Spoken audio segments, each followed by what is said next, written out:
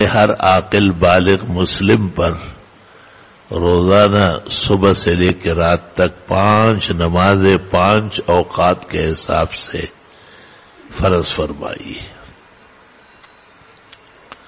چونکہ محتم بشان عبادت ہے اور عمر بلوغ 15 سال ہے لڑکے اور لڑکی دونوں کی مفتابی قول کے مطابق، اس لیے پیغمبر اسلام نے حکم دیا مروا اولادکم بالصلاۃ وہم ابناء 7 سنین، 7 سال کے بچی کو نماز پڑھنے کا کہا کرو. وَاضْرِبُوهُمْ عَلَيْهَا وَهُمْ أَبْنَاءُ 10 سنین، اور ان کو تعذیب کرو جب نماز نہ پڑھتے ہو 10 سال کی عمر میں. ثُمَّ فَرِّقُوا مَضَاجِعَهُمْ، اور اس عمر میں ان کے بسترے بھی علیحدہ کر لو. یعنی 10 سال کی لڑکی کو باپ اپنے ساتھ نہیں سلا سکتے، حرام ناجائز. 10 سال کے لڑکے کے ساتھ ماں یا بالغ بہن نہیں سو سکتی، حرام ناجائز، گناہ کبیرہ.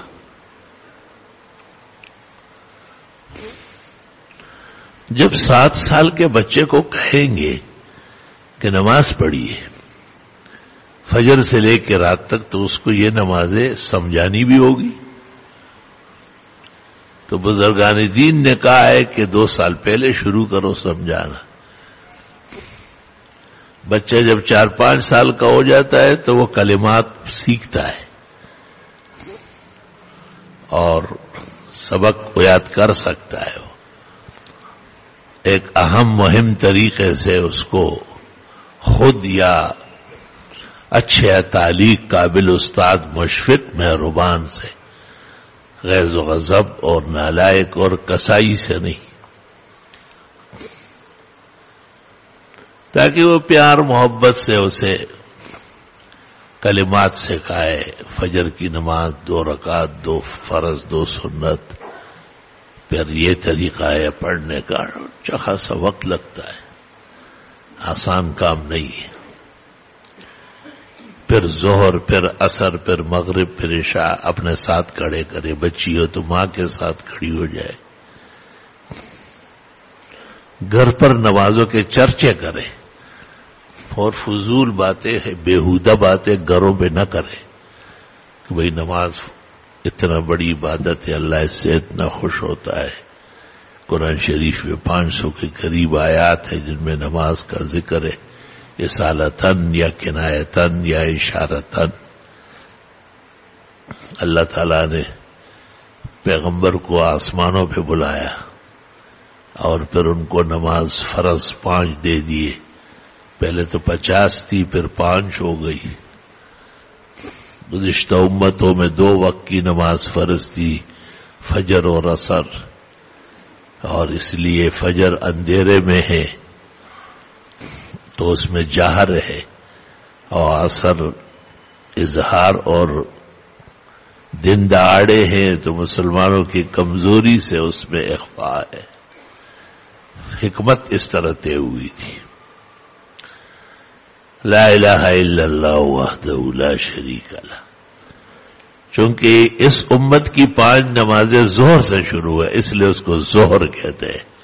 ظہر فیہا جبریل، اس میں جبریل آئے اور آپ کو کہا کہ آپ کو 2 دن دونوں نمازیں پڑھاتا ہوں. آج ظہر اول، پھر ظہر آخر، پھر عصر اول، پھر عصر آخر، مغرب عشاء فجر. باقاعدہ جبریل نے امامت کیا، آپ کو امامتی جبریل کیا. حدیث بخاری مسلم میں موجود ہے. ہر چیز صرف کہنے سے سیکھی جاتی ہے، لیکن عجیب بات ہے کہ نماز عملاً سیکھی جاتی ہے. اس واسطے نمازوں کے لیے مسجدیں بنی. زکوٰۃ جمع کرنے کی اسلام میں کوئی جگہ نہیں ہے، بلکہ اموال ظاہرہ تو مالک خود دے. اور روزہ ہر شخص اپنے حساب سے رکھتا ہے. حج زندگی میں 1 مرتبہ، وہ بھی کعبہ شریف جا کے بجا لاتا ہے. لیکن نمازوں کے لیے جگہ بھی بنی ہے، مؤذنین مقرر ہیں، وہ باقاعدہ نعرہ لگاتے ہیں حی علی الصلاۃ و حی علی الفلاح، نماز پڑھنے آؤ، یہی کامیابی کی جگہ ہے۔ اس کے علاوہ آپ نے جس چیز میں کامیابی دیکھی بہت غلطی کی ہے، وہ کامیابی نہیں ہے، وہ تباہی اور بربادی ہے۔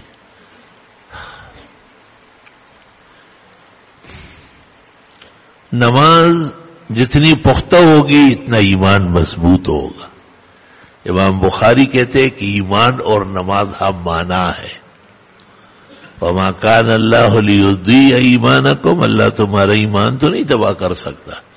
فرماتے اے صلاتکم، تمہاری نماز، جس کی نماز تباہ ہے اس کا ایمان خطرے میں، اس کو قارون و حامان و فرعون و پتہ نہیں کیا کیا سخت سزائیں سنائی، قیامت کے دن ان کے ساتھ اٹھے گا۔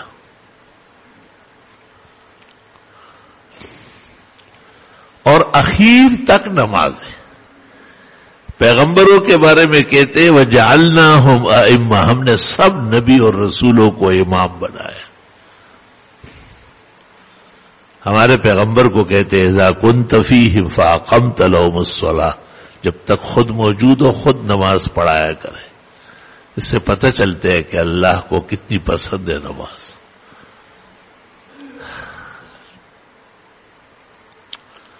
اللہ اکبر۔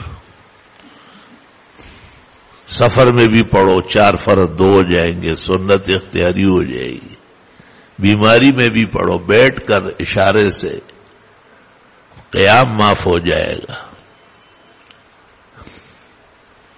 لیکن پڑھنی ہے، جب آپ نہیں پڑھ سکیں گے اور دم نکل جائے گا تو پھر مسلمانوں کو کہتے ہیں صلوا علی اخیکم، بخاری میں ہے، آپ نے صحابہ کو کہا اپنے بھائی کا جنازے کی نماز پڑھ لو۔